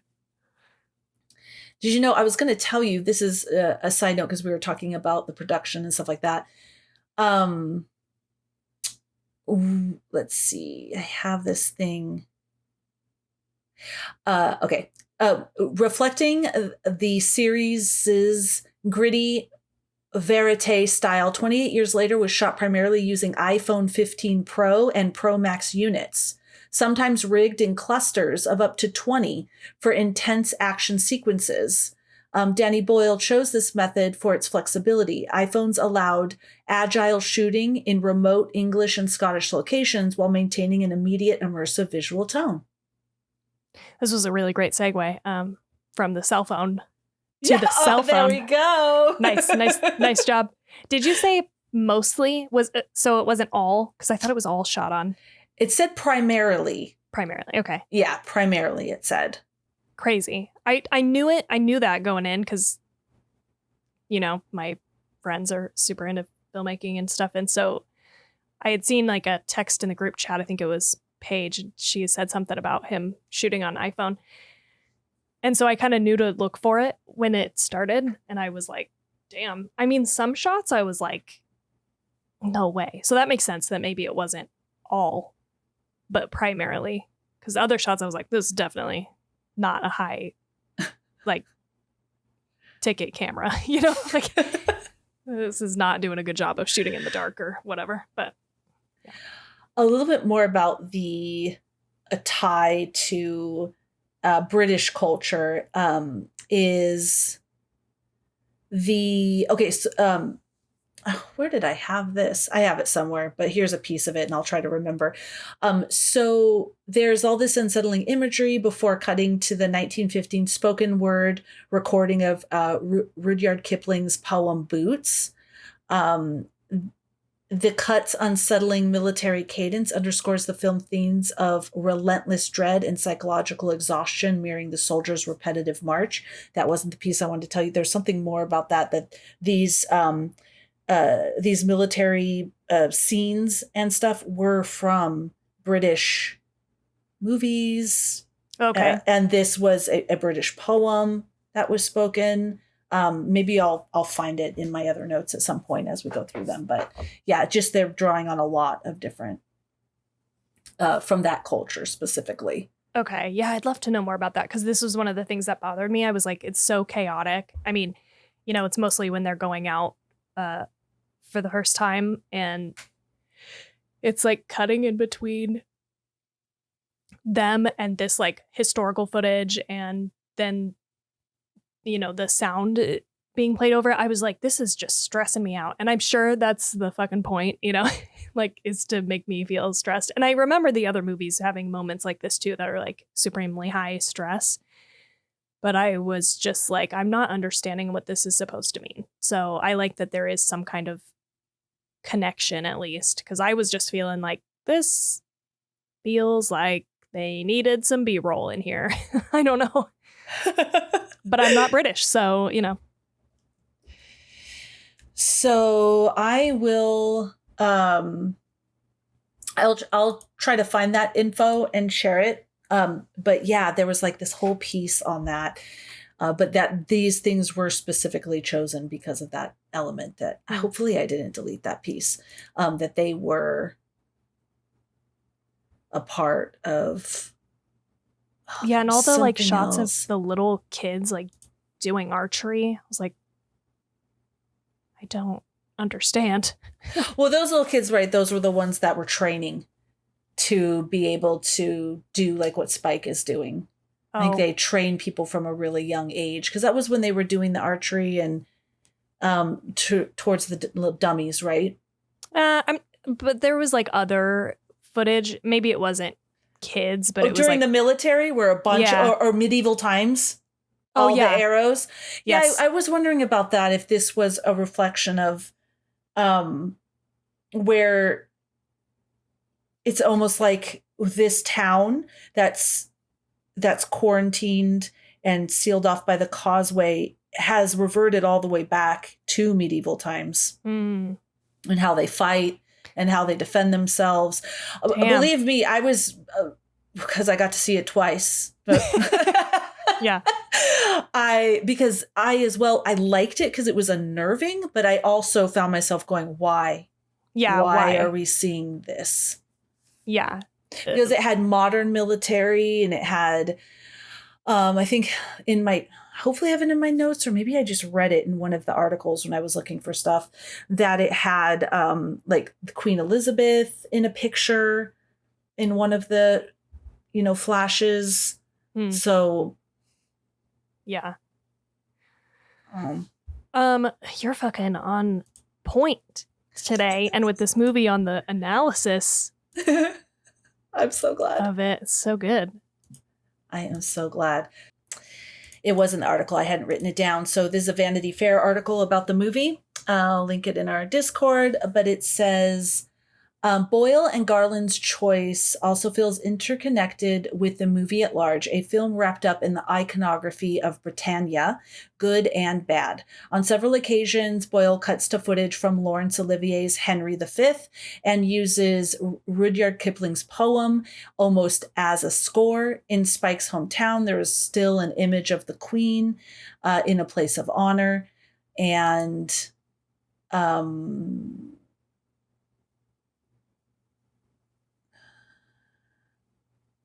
yes, that I think, unless I saw more, I think that's what I had read. So it's just like all this iconography from that culture. Gotcha. Okay. All right. I just would really love to talk about Sir Jimmy Crystal. I was like, this is this is the time. Let's do it. Let's do this. I was so curious. So when I saw this, I liked it. I loved it and hated it. Yeah. Was confused by it and amused by it all at the same time. Totally. I was so happy to see that Jimmy was not only alive still, but was thriving. Not just surviving, but thriving. The whole time I thought Jamie was Jimmy. Like, yeah. How they cut right to that. But then seeing it was him, I was like, oh, wow. I liked that he was maybe carrying on his dad's legacy of maybe this is where the cult comes in. I thought there was going to be a crazy cult in here. It gave that feeling maybe in the trailers. I don't know why. I was just waiting for a crazy cult to come up. But maybe he has a crazy cult. But the fact that he did all this like Quentin Tarantino... it was a total Kill Bill moment that was not in any other part of the movie. Yeah, totally. So I don't even know. I will start with, I tried so hard to find out why the ninja moves right here all of a sudden and couldn't find anything. Okay. The only thing I can find is they said it maybe will be covered in the next movie, more of his story, but this was just like I'm telling you, what fucking hard right turn here, right at the end. I felt all of those same emotions. It was so funny. I laughed so fucking hard when he like stabs that pole and slides down it. I was like, what the fuck was that? Jade and I were cracking up. It was just so weird and so funny, but it just tonally like did not match, like you're saying, anything else. Like some people were complaining because they were saying, or they didn't like it, especially because there was this really powerful moment with Spike. His mom dies. The doctor right quick cleans off her skull. Gives it to Spike, and he puts it at the very top facing the sunset, and my eyes teared up. And then Spike gives them the baby, take care of this baby, blah, blah, blah. And then this. And so there's people that were like, oh, that totally took away from this vibe that I was in with everything that preceded that. And they didn't like that vibe was so hijacked from them. Yeah, I get that. I feel that way, but I also feel like I liked it. Yeah. Yes. So I'm like, I don't know. This was weird, but I guess I'm here for it. Like and so Jay and I were talking about it on the drive home. I did see, because sometimes, most of the times now at movies, when the movie ends, I look it up real quick. I'm like, is there a after credits scene? Because I want to watch it if there is. I never do it before I get into the movie theater. I always forget, but right when I'm in there, I always look it up. No, you shouldn't though, because you can like spoil stuff for yourself. Oh, you're like, right. Yeah, so I wait But I was like, I just did like a quick read on it, and it did say that he'll be in the next movie. So like then knowing that there was going to be another movie that was the setup for like moving into the second, it made me feel less bad about it. Cause at first I was just like, what in the actual fuck was that? Yeah. So I'm like, okay, I could be here for this movie. You know what I mean? Like Yes. This seems fun and crazy and just weird. And I like that. Yeah, I can't wait. I'm actually very excited. I cannot wait. And it comes out, hopefully it stays on track January 2026. So it'll be around our birthdays. We'll be able to see this new movie. I'm excited to see this. I like them. It gave me very much the vibe. These movies, I love them. Bullet Train. Yeah. Okay. Yeah. So these characters gave me totally the vibe of like Bullet Train. I love this. There was also a trailer that I do not remember, but there was a trailer that showed before I saw the movie at Harkins. And they had like all these crazy assassin people. Some of them, there was a group, maybe it played at yours. There was a group of like Orthodox Jews that were a part of the assassins. And then there was like the Russians. And then there was like all of these. And this kid, I don't even know, this kid, he's like somebody's roommate. And so it's actually the roommate that is in trouble with all of these people. And he gets roped into it. It looked so fun. So anyways, these characters reminded me of that. And I think that triggered something in me that I love. I love this, but also like, yeah, what? It's so jarring. It's just so jarring. So jarring. It's totally Kill Bill, right? They're just all flipping around and, oh Lord. Yeah, it was. And I love the cross. He's got the cross, but now it's upside down. That was interesting. I thought TT would love this part. And because I was I was thinking about it and I was chatting with her. I was like, oh, you're going to love the ending. We'll watch it when it streams so that you can, we can fast forward or whatever. But I think you'll really like the end because it's also curious that they all looked the same. I imagined that every child in that living room died, but maybe some lived. Yeah, true. It could be. Because they all had that like really white blonde hair. I think, okay, again, I didn't mean to do research, but I was reading. I was just like, I don't know. I was reading something and I came across that they are all dressed like a person in Britain. Do you have stuff about this? Let's get into it. I have a whole thing. Yeah, okay. Because that's, I think that they're like wearing wigs. Okay, so what Tawny is talking about, and I did find an article where Boyle confirms that Jack O'Connell and his cult of Jimmies are dressed like Jimmy Savile. So who Jimmy Savile is, and if you haven't seen it, there is a documentary on Netflix called Jimmy Savile, A British Horror Story. And I had seen this last year. I think I even mentioned it on the podcast. But some people were really upset that these characters were dressed like Jimmy Savile. And I'll put a picture of it in our Discord, but you can totally Google him. It's full on, the tracksuit, the hair, everything, full on. Because Jimmy Savile was a disgusting human being. So he was loved very much. Let me just give you a little bit of a background. He was around 1926 to 2011. He was a British TV and radio personality. He was known for hosting popular games like The Top of the Pops and Jimmy'll Fix It from the 1960s through the 1990s. He was a huge icon. People absolutely adored him and honored him. He actually received a knighthood in 1990 for being praised for his fundraising efforts. However, after his death in 2011, hundreds of people came forward with allegations of, I always pause because other podcasts and YouTube videos do, but assault, you could, I don't know if I don't know. We talk about that thing, whatever. Allegations of sexual assault against children and vulnerable adults. So he was a huge advocate for patients in hospitals, institutions, mental institutions, all of that. He would fundraise for them. Well, it was discovered he had abused over 500 victims that were in these hospitals. Oh my God. And that had mental disabilities, health disabilities. His victims ranged from children to the elderly, men, women. It's just like everybody.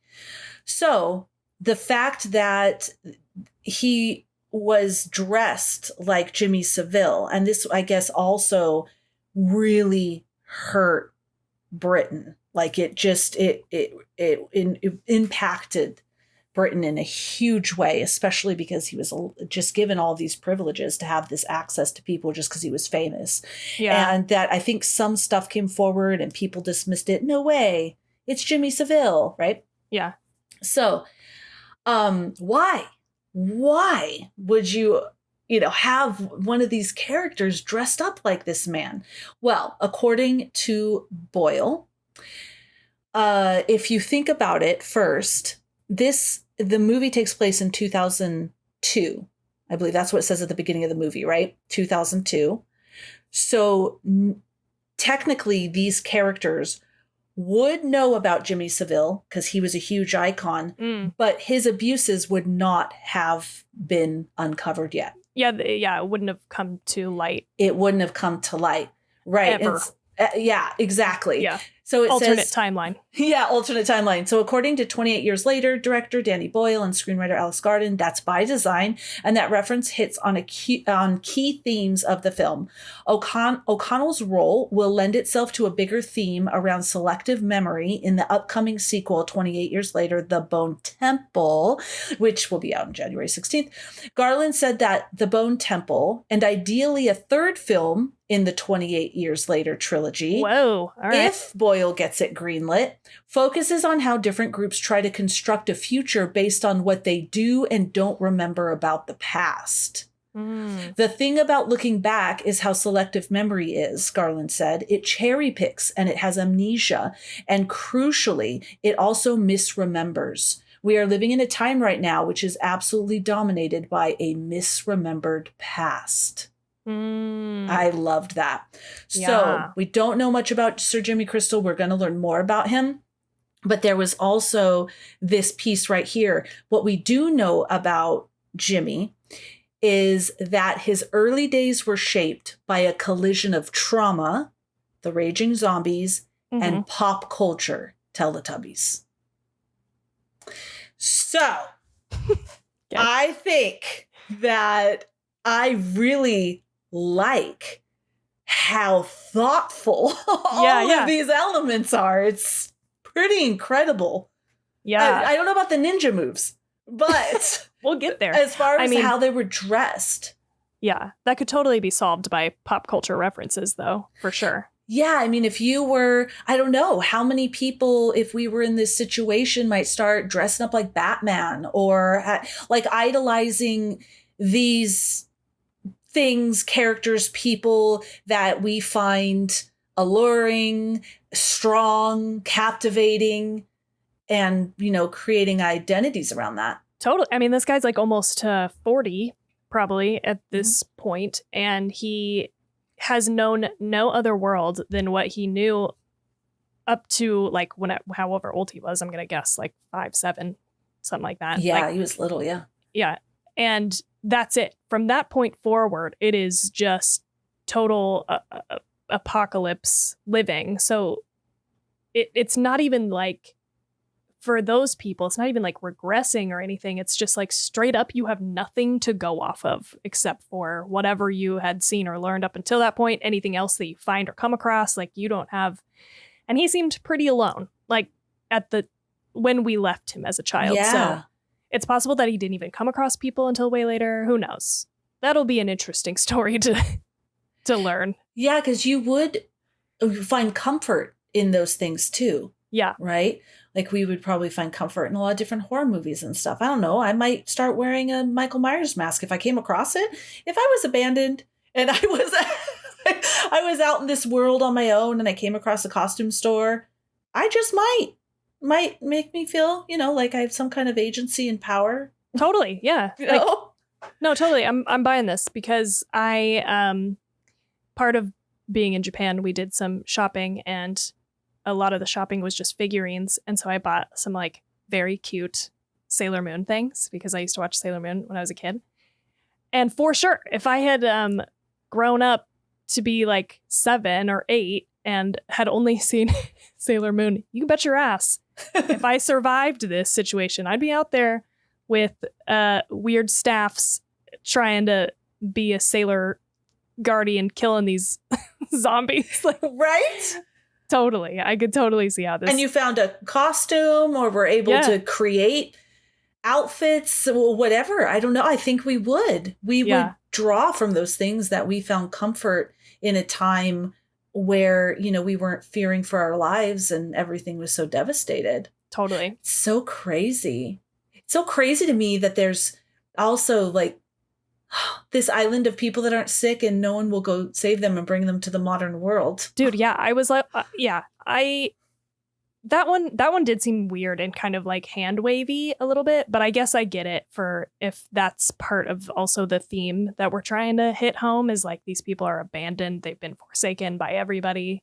I can be okay with it a little more, but they really did just like hand wave that away. Like, oh, people who come in contact with the island can't leave. It's quarantine. Okay, I buy that. But then I was like, why aren't they like dropping supplies to this? Like they know that people are alive and okay and they have uninfected. The technology to fly over and see that there's just people going about their business.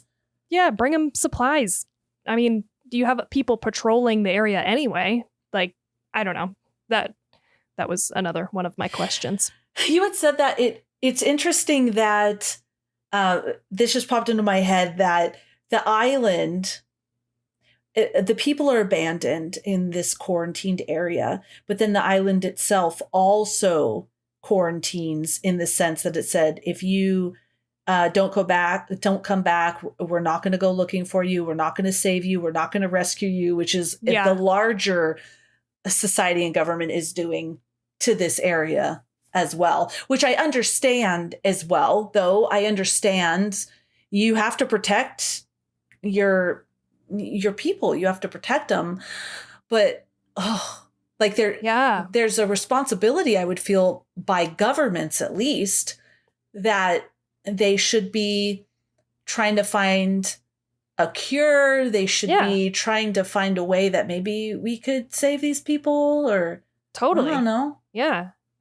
Like it could be in the public interest to bring those people in. You know what I mean? Like, I don't know. What if they have some kind of immunity from being around the virus? Who knows? You know, I feel like there's a lot of scientific reasons why you would not want to just keep them out there on that island. Yeah.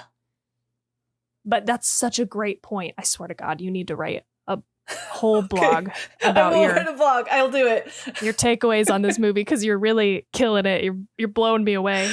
Like, you're right. They are like, too bad you're on your own, which I thought was an interesting thing that I haven't seen before. And I think it makes sense for the group. But yeah, I was like definitely expecting Jamie to go out and find him. I thought for sure he'd show up at the end and would be the person saving him instead of Jimmy.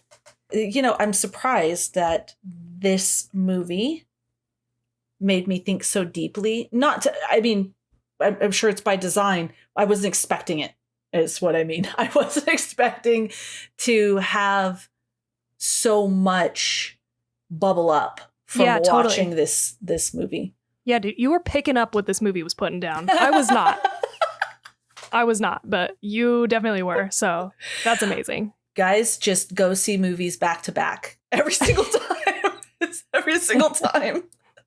It makes me want to watch it again because I feel like knowing some of this stuff and the connections and the background and how these were thoughtful decisions, like I do want to go back and kind of watch it again to see, because I'm already liking it better for these reasons. That's awesome. Yes. Amazing. Not me. I'm like, booze, zombie. It's been done. Give me other zombie content. Denny Boyle, we did it. If you hear this episode, we increased. Because I was nervous for myself because I liked it. And when you started, I was like, she could turn me. No. She could turn me. Nope. Oh, anything else? I mean, we didn't talk a lot about, there's a lot of killing, everything you'd expect. There's a lot of ripping heads off with the spinal column attached. I mean, only the alphas can do that. There was like a mention about, I am curious about this, and maybe it will be explained later, but I believe they mentioned it very lightly when they were talking about the alpha, and that the virus, and I believe they don't know why, affects people differently. And so some become alphas when they get the virus. And it's almost like steroids. I remember them saying steroids. Oh, yeah. And I think he said, but we don't know why. I believe he said that. And so I'm wondering why some become those slug people. Those things were gross. Why it seems the majority of them are just, the, infected, dirty people. And then some become alphas. Yeah. This is one of the parts that I feel like I didn't like, but it's just because I feel like zombie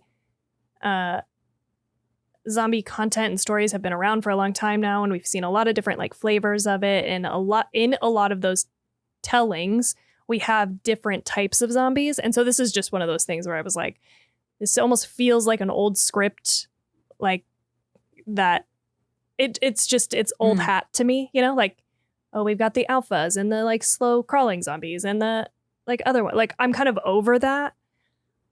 But again, looking at it through like a we're humanizing these people kind of lens, I don't dislike it as much. It just was feeling like I've seen it.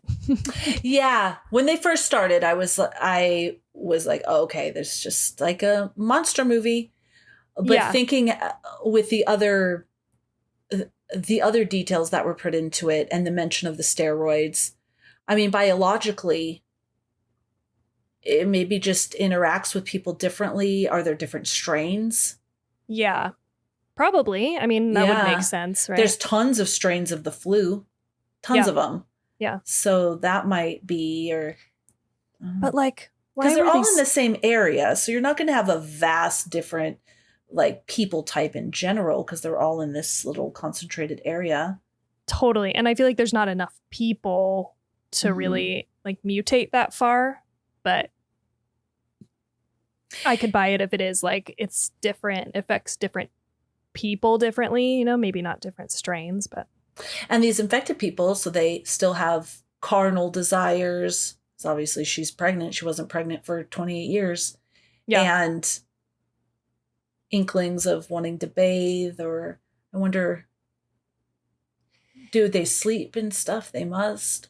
You would think so. I mean, but I don't know. But there's a lot of questions. Anyway, it's curious. It'd be interesting, maybe interesting, maybe not, to see like what's their life like in general. Because like in zombies, they just kind of stand there often until they're triggered to start chasing you. Yeah, true. And they are like doing stuff. They're like not just like dormant until they feel like we can eat something. So that is interesting. You know what? Something else that I was like, because they were really talking about how alphas are like very smart. I was like, that did not come through. They did not make the alphas do anything smart. I was really excited for how that was going to come up later, and it just never did. I was like, okay. It didn't really. Maybe strategic-ish. I mean, they organized, right? He brought all these people in that one scene with the hill, and he was like, bah! And then everybody went. Yeah. So they organized in some way, but not, I didn't see them. I actually would take the strategy back. He just chased them. He was big and strong, and he chased them. Yeah. But I mean, like, he waited and then chased them on the causeway. But I mean, that's really it. I would have liked it better if he hadn't have chased them, and if he had waited, so that later when Spike goes out with his mom, it's even scarier, because you know that this like alpha is probably laying in wait for him. You know? But I wonder with the doctor if he didn't want to go back. They didn't even address it, but didn't want to go back because is he studying these people? And the only reason I mention that is he can shoot them with a dart and they get tranquilized. Why not just boom, stab him in the head? That was another one of my big questions. Why wouldn't you just kill this big alpha? Because he like calls him by name. He's like, he lives in the area. Why wouldn't you just take him out and then kill him so you don't have to worry about him as a threat? Yeah, why wouldn't you do that to everybody you came across? Yeah. Because, I mean, you're putting them out of their misery. This is a disgustingly horrible life. If I was infected like that, I would want to be killed. So why isn't he just going around and, I mean, he's been there for 28 years. You can take out, I mean, how many people are on this island? You could take out a significant amount of them. Because are more of them breeding? Are you going to come across an area where there's just like babies or dead babies because they're not feeding them or I don't know. But this is, I want to know. So that's a good feeling. Yeah, like, totally. It's not like that all should have been addressed in this movie. Definitely not. That's a lot to cover, but I'm curious. Yeah, I do wonder if they'll get into that in the next movie. That would be cool. And I didn't realize that they were even thinking about a next one. So, bring them on. Bring them on. I'm curious. I want to know. My last question that I have for you probably don't have anything on this, but I was really confused at the very beginning about Jimmy's dad being happy about these zombies. I don't know. This is the first thing that felt kind of silly to me, that I was like, what? Why? He's like, oh, it's the second coming or whatever. Like, come, my children. And he's like, just lets them eat him. But also seems to want his son to escape. It just didn't make sense to me. I was like, okay, are you a godly man? Are you part of a cult that wants to bring forth the zombies?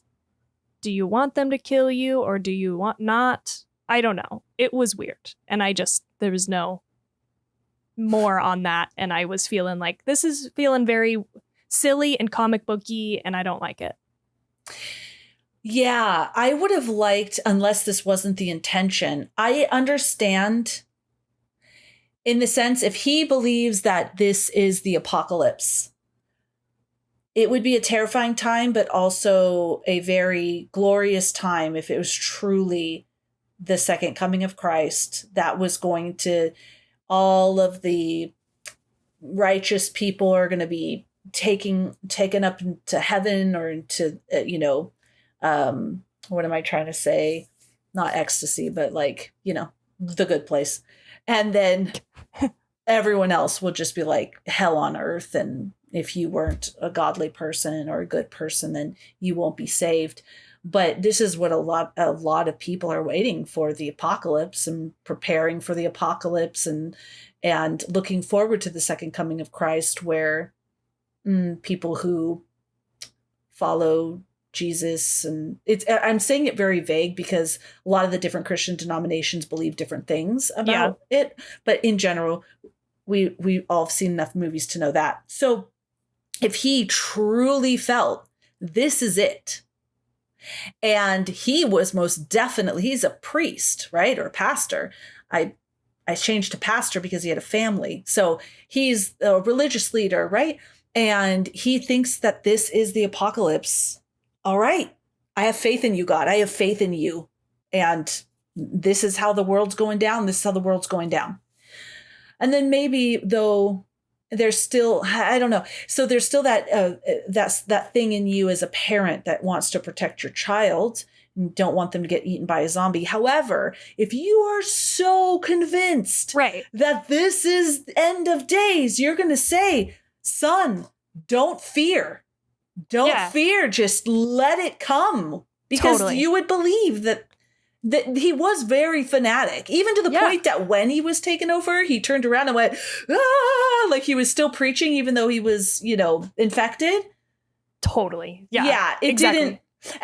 There was no indication that he was like a cult leader per se. He was in the church and was a pastor. Yeah. Yeah. It was incongruous, right? Like those two things did not quite come together. And I was just so confused about what was happening, and that's why it felt silly. But it did feel totally silly. Like maybe if he was more scared, but saying, okay, God, if this is what you want and it is what it is, he's not going to be able to stop it. But then his son comes in and maybe he panics and hides his son, and then he's taken over by zombies. Or he's telling his son, don't fear, but his son is like, fuck this, you know? Yeah, totally. Totally. Right? Yes, I agree. Because that would have been better if he was like, wait, stay with me. And like, because I don't care how much you believe you're fucking going to heaven, you are not staring down the barrel of these fucking zombies charging at you, being like, yay! Like, that looks like a fucking horrible way to go. I have no idea what's happening right there, but those people look scary and rabid and they're throwing up blood. So I'm gonna your base survival instincts would be like, absolutely not. Like, you would not be able to not run away. You know I think it would. You're right. It would be so good if he was like, okay, I trust you, God. I trust you. I trust you. I trust you. And like, he's scared, he's shaking, and he's closing his eyes and he's just letting it happen. But then he says, come, my children. Yeah. I don't know. Okay, these are yeah. You're right. Let's pick a path. And stick with it. And then stick with it. I agree with you. Totally. Yeah. Okay. But we'll see. Again, I'll reserve my judgment, because if this was a little seed planted for a later story that we're going to learn more about in this next movie, fine. We'll see. Yeah, I'm curious because Jimmy also had the cross upside down. Yeah. So curious. So he had to Jimmy that. He had to, no pun intended, to be upside down because it wasn't normally like that. Yeah. I really want to learn more about that. If Totally. anything, this movie was successful at wanting us to watch the next one. Yeah, it really did. It really set us up well. And what was I had to look it up later. That's what it was. I was trying to find the sign that Jimmy had written, or like whatever that was on the side of that barn. And it was like, he comes with the clouds or something. Because I didn't quite catch it when I was watching the movie. So that's what I was looking up to read. And I still don't know really what that means, but again, will be interesting to find out. Yes. Yes. Yeah. Cause I was trying to remember. I remember there was that on the barn. And I didn't remember what it said. Should have looked that up. It just says like he comes with the clouds, and then it says Jimmy. I don't know. We'll see. Oh, you know what? Now that I think about it, you're totally right. I saw that and I just was like, oh, that was Jimmy who wrote that. No, he didn't. He didn't write that when he was like 7 years old. I didn't connect that. Oh, Jimmy's still alive. I think because actually I did, because I thought it was that dad. That's right. So I guess that wouldn't have aligned though. The dad just goes and spray paints some shit and then goes back to his, little camp. Yeah, I just assumed it was like some group out there doing scary stuff. But that is like, I think that's the other thing is like, you're a little bit conflicted at the very end because you're like, what the fuck? These people are crazy and funny. But then he's like, I'm Jimmy. And like, I had like an oh fuck moment because you remember that they assume that he tied a living person up, carved Jimmy into his chest and left him to die to the infected. And so on one hand, you have this like very silly character and it's funny, but then the moment he was like, I'm Jimmy, I was like, fuck, this poor kid. Like, now what? I didn't even realize Jimmy was carved into that person. I saw like an M and I didn't make out the other things. And I think I was just staring at that thing's head and stuff and how it was like, I didn't even realize that. So they're the cult that did that shit. Yeah, yeah. Ooh. Jay didn't catch that either. He like couldn't read it on the body, but. Tawny for the win. I wish I would have, because then I would have had a whole nother level of emotion in that last scene. Yeah, yeah. Oh, I wonder what that guy did.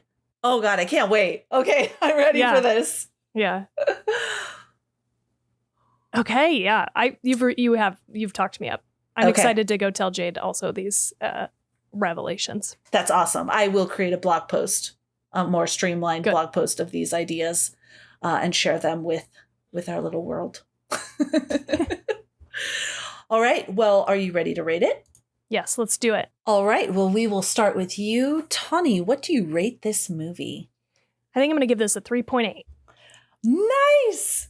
Yeah. Yes. Okay, that's good. Yeah. And you definitely talked me up because Jade asked me after the movie, he was like, what's your like initial rating? And I was like, oh, maybe like 3.5, maybe 3.75, but which sounds like not a lot, but I was really more on 3.5. Like, okay. You saw my disappointment. I was like, okay. I know, 0.05 difference. No, I mean, 0.3.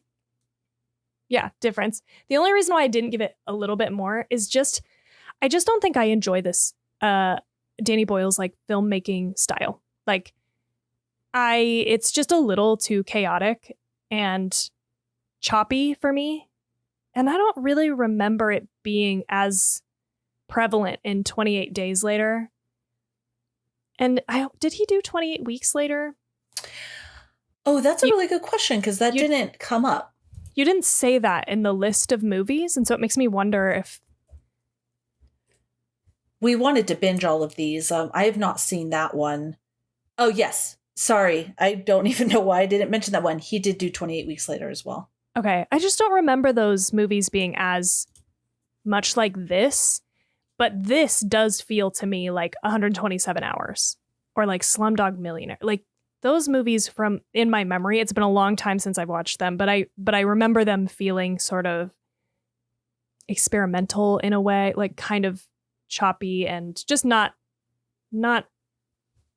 your normal like movie watching experience. And so that's the only thing that I think in the end, now you've talked me up on a lot of this stuff, but I just think I'm not a fan of that. There just was some really weird choices that just took me out of the movie a lot. Like, you know, the 360 sort of zombie kills where we're like, it's almost like stills. Where it goes like slow motion or not slow motion, but I totally know what you're saying. Yeah, and it spins around and totally. And that was weird. And then the shot of him chasing them across the causeway, like that whole scene got very cosmic. Like for some reason, like you could really see the stars super bright, and there was like the aurora borealis. Like I don't know, it was like weird. It got very like mystical feeling for a moment, or fantasy.